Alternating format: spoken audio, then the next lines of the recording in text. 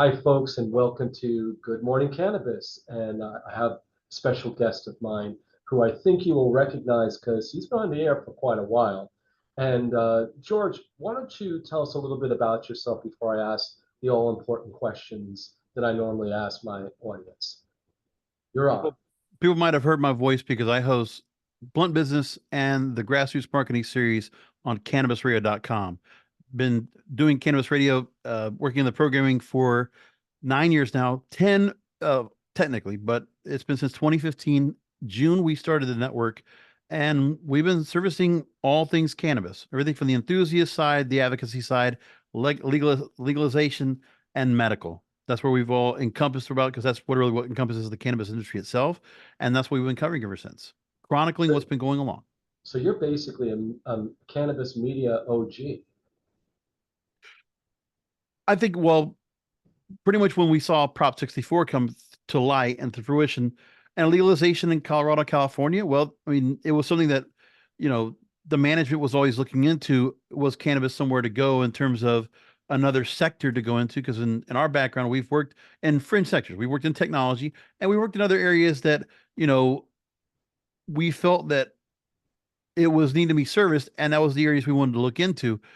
Cannabis always was just something that was in our purview. And when we started seeing things open up, that's what happened. Even right now, in the last year, psychedelics is starting to open up in the country. And we're also incorporating psychedelics programming on the network as well. It's awesome. So you actually had me on your show, I think it was about a month or so ago, and thank you for that. And I wanted to have you speak a little bit about, from your knowledge as a cannabis media OG, what in your mind are the top three issues that the industry is facing, and what would you say would make the industry better addressing those issues? And you can do it alphabetically, you can do it numerically, whatever you want to do it. Well, when I look at the areas that people are worrying about when it comes to the industry, first of all, is trying to kind of keep business above ground because inflation, the economy, economic conditions right now, what investments are available right now, because people are just, it's the growth trajectory that companies want to have. Meanwhile, there's only so much can be done because we're waiting for legalization. And everybody's trying to go and time out their timeline as to when legalization is going to come. They think it's going to be next year. They think they'll get safe banking or other things that'll come in. So far, the industry's gotten a carrot from the current presidential administration with rescheduling. Other than that, I don't see legalization coming for another 3 to 5 years. You have to wait for a supermajority in Congress for something to happen. Other parts is to look at what each market that's being greenlit for medical or adult use. And when it comes to adult use, you want to keep an eye on the fact that what's being done for the craft cannabis owners, the smaller owners. The MSOs are going to make their way through. They're going to succeed and thrive. But when you have social equity programs that are all of different varieties, whether it's a lottery system or it's just, finding qualifications, and some of the things that are being done where all these cannabis control boards, they're not paying attention to the fact that you have no way of who's going to get those licenses and who's going to be able to obtain those. And, you know, how many of those companies that are trying to come on up don't have the resources, the financial acumen, or, the know-how or the people around them to be able to go ahead and move forward. The other part is compliance. I think where if you want to go ahead and legitimize the industry, we have a lot of talk about how there's good housekeeping practices. For CBD, there's the Cosmetics Act of 1920. These various high-level barriers that companies need to go ahead and adhere to, but if they're only going to go to the bare minimum, that's going to make them suffer. And that's the thing where if the industry's not completely regulated yet, those are the barriers that other industries already have that this industry needs to follow. What's your take on, I believe, are you in New York? What state are you in? I'm in West Palm Beach, Florida. You're in Florida. Okay, Yeah. so that's good. Three states, just wanted to get your take on from what you've been hearing. New Jersey, New York, and Florida, as far as where they're going as far as the cannabis industry. For Florida, we know we have Amendment 3 that's now being put up for the ballot in November. I mean, it looks like if you were to have people voting south of Orlando, Tampa, or Daytona Beach, 75% easily would go ahead and vote in favor of adult use cannabis. but that's going to be a different story of what it's going to be up north of what's the I-4 corridor. But this year, I think things are going to happen where, I haven't seen a whole lot of pushback. There's only so much money that's coming out now from a pact that's going to be put together to go against the talk of cannabis as an amendment. But the thing is, abortion now is an amendment issue as this year as well. That's going to trump and supersede anything that's going on with cannabis. So cannabis is going to go ahead and be under the radar in some ways, where it's going to probably go ahead and be allowed. For New York, Governor Hochul's already talked about the control board there. The Office of Cannabis Management has to go and be rehauled. The social equity system's a bit flawed. They've had a lot of issues with licensing issues, trying to get those licenses off the ground. And for New Jersey, it looks like they're getting off to a better start.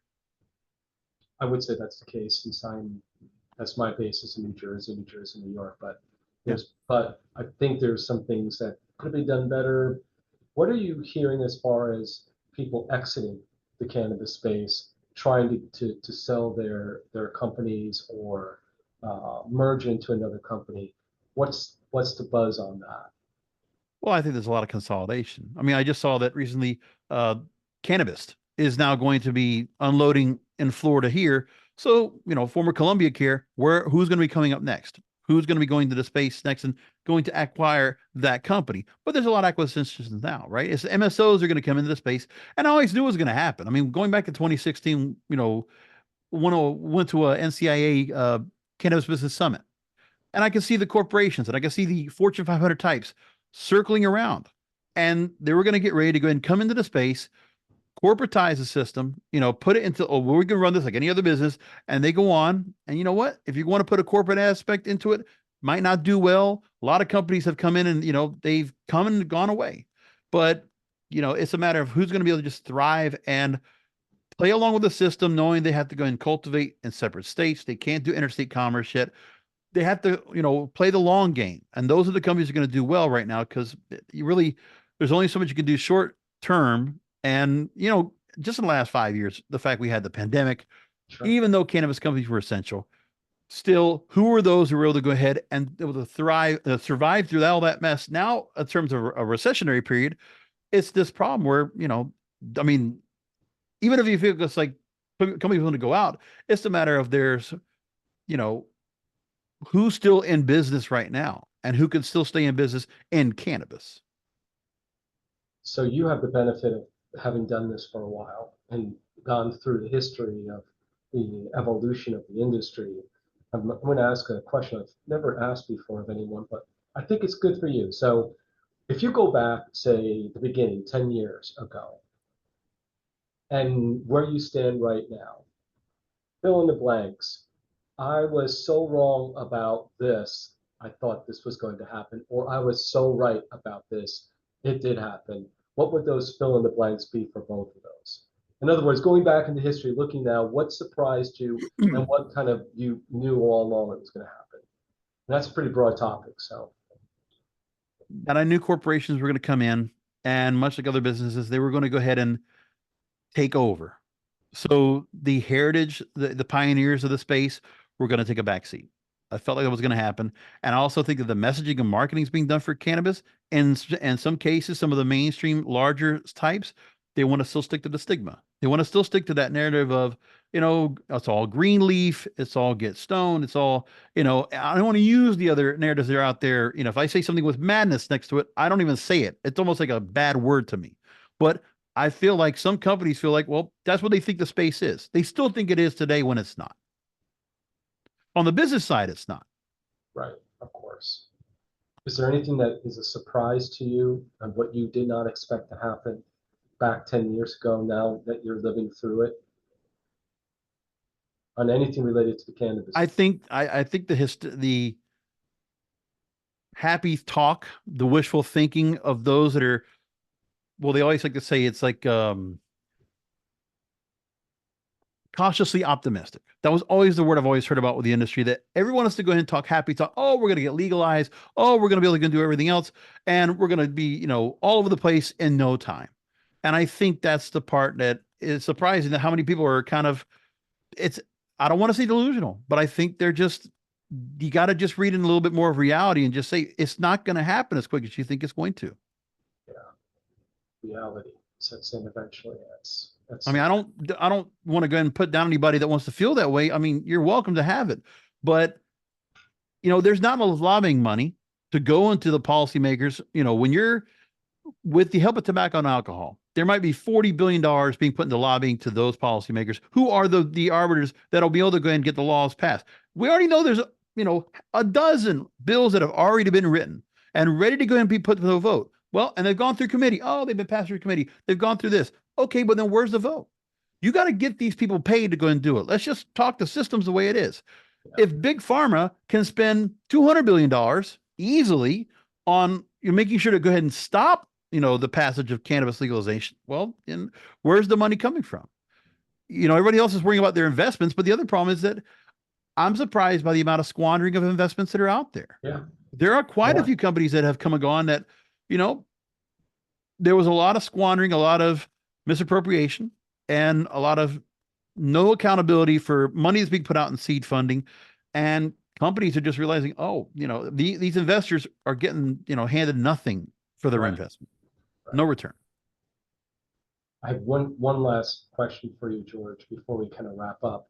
So what do you think post rescheduling looks like for the cannabis industry? You have any opinion? So we get rescheduled we go from 1 to 3. What does the world look like in the cannabis industry? Well, we've talked about it extensively on Blunt Business and grassroots marketing. We know the 280E aspect is going to be no longer a factor.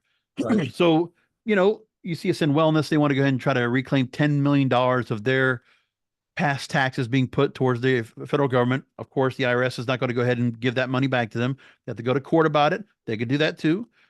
But at least they can go ahead and start taking, that's a good, 10